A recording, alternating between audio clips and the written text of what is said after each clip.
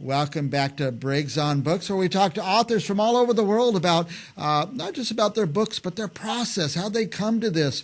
We also talk to people who help people get their books published. So if you're in the middle of writing or toward the end, you can't get across the finish line, you're going to be introduced to some people who can help you do that too. Our next author, a fascinating person with the best imagination of any author I ever talked to, Danielle Orsino. Welcome, Danielle. You're a fantasy author, Birth of the Fae series. Welcome. Thanks, Mike. It's so nice to see you again. I always love coming on the show. Yeah. And we're just having a great chat before because this is what happened recently. This is the cover of our audiobook. When did the audio version come out? The audio version came out I believe it's about a year ago now. I did it with Skyboat Media, Stefan and Gabriella, who I absolutely adore, and they gave me a lot of input on it, actually. And I was able to read my acknowledgments and my dedication myself, which I loved. Yeah, I like that. Now, if I were to describe you, if I say you're somebody who creates realms, am I right? I would say that, yes. I like to create whimsical realms and let people get lost in the world of the Fae. Give them a place to escape. Now, the realms, how many books do you have? Altogether, I have 7. That includes a small novella, and the Fae are getting a complete makeover. And then I have a new novella coming out in 2024 that will finish off Volume 1. And I've already finished off Volume 2, and I hope to release that in 2025. Okay. Now, then, are these books different realms? Are they all the same realm? How does that work? It's all connected to the Veil, to the Fae, but Volume 2 is actually paranormal. So it takes place in the modern world where shifters and Fae and shadow government all kind of exist in like today's modern century. Nice. So it's a little bit different compared to Volume 1, which takes you from the beginning of time up to the bubonic plague and the fires of London. Now you are so real stuff. It goes through real stuff that happened in history.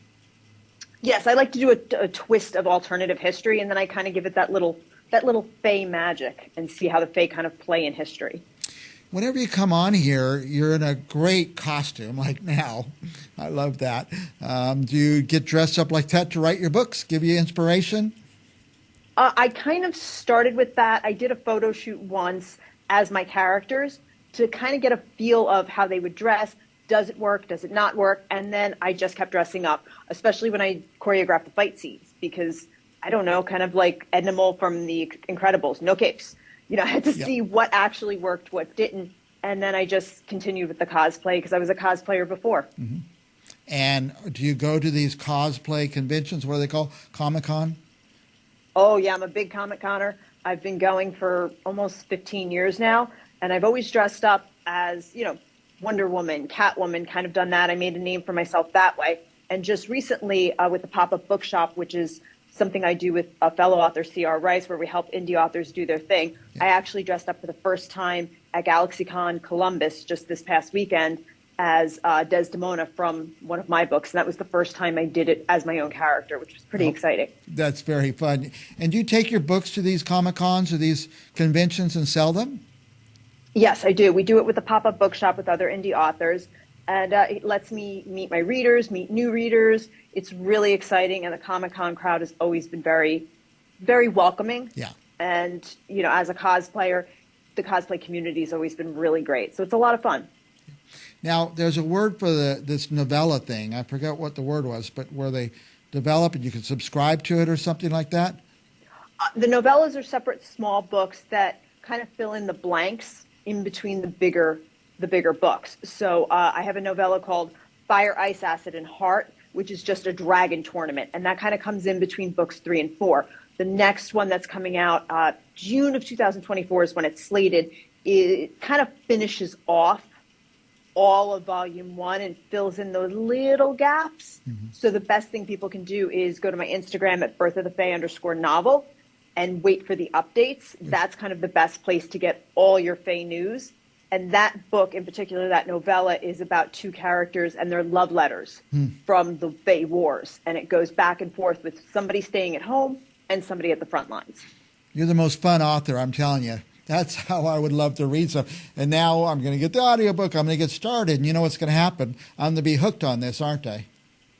I would like to think you will be, because I have to say the first audiobook is absolutely spectacular because it's done from King Jarbok is, Stefan, and then Gabriella does the female voices.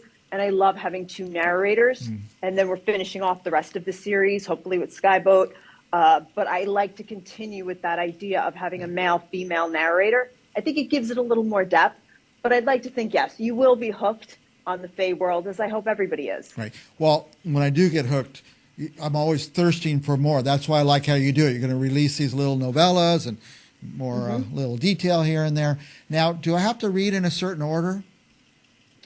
The way I do it is I'd like you to read in a certain order, but it doesn't matter. After book one, Locked Out of Heaven, from that point on, I give you a prologue, which recaps everything that happened in the previous book. And I do it from this, I call it the Andy Cohen cheeky Real Housewives reunion, where it's kind of like, okay, guys, so this is what happened in the previous book. This one slept with this one backstabbed that one. And it's just from as if you were sitting on the couch at a Real Housewives reunion. It's shady, it's funny, and it's not too serious. Yep. So it's just told from this omniscient point of view as if you were watching a reality show.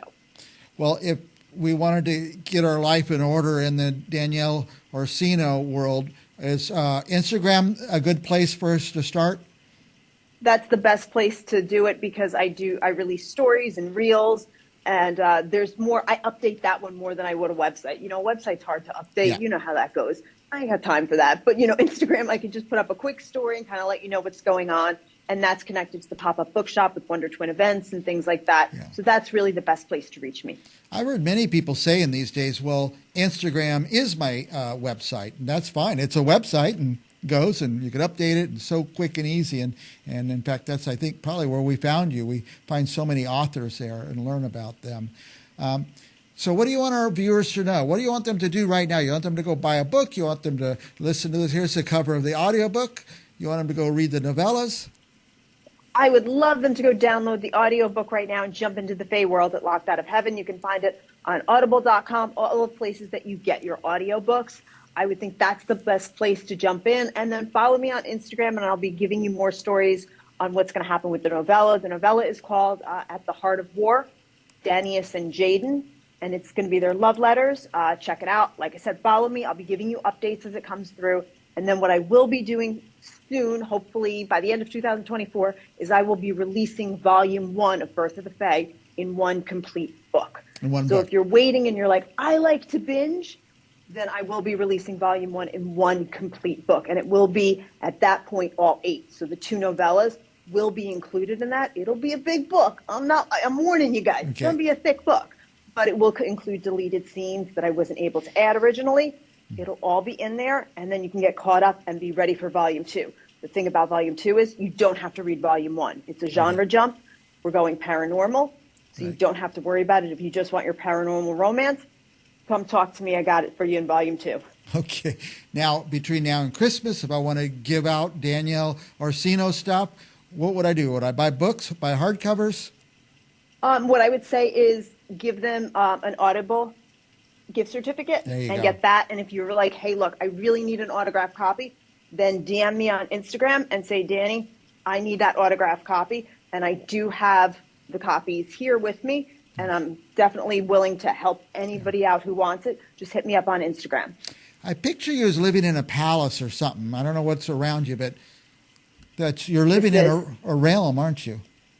Yeah, I live the Fae life every day. I go grocery shopping like this. If I'm going to do this, I got to put my money where my mouth is. That's right. So, I live the Fae life. Even my dogs do it. We just walk around, like I said, living the queen life of a Fae. Very nicely. Well, we have the Instagram on the screen, Birth of the Fae, and Fae is F-A-E, but you have to put _novel, Birth of the Fae novel. You'll find Danielle Orsino. What else do you want our viewers to know? I always go over time with you. I don't know why, but you're so fun and inspiring, by the way. Thank you. Last thoughts? I love talking to you, Mike. I want you to jump into the Fae world and join me here, and then we can have discussions about it. I feel like I could go through that little window right there. Last thoughts for our viewers? Just come join me in the Fae world. Like I said, download the book, go to audible.com, you can grab Locked Out of Heaven, and then stay tuned for more Fae news. And if you follow the GalaxyCon circuit, go to galaxycon.com, and you will see where we're going to be, because I travel with the pop-up bookshop with fellow author C.R. Rice, and I'm always there selling books. And you can come talk to me about the Fae world and see what trouble we can get into. I know we're past time, but where these events take place? Are they in a certain state or all over the country? They're actually coming to California for the first time in August. They'll be in San Jose in August, but the next one is in Richmond, Virginia in March. March, okay. I'll go to San Jose. It's right up the road, 3 hours, I think. Perfect. So. I'll see you there then. All right, Danielle. I'm going to put this cover up, Danielle Orsino. Go to her Instagram. It's right there, Birth of the Fae _novel. We'll be back with more Briggs on Books right after this.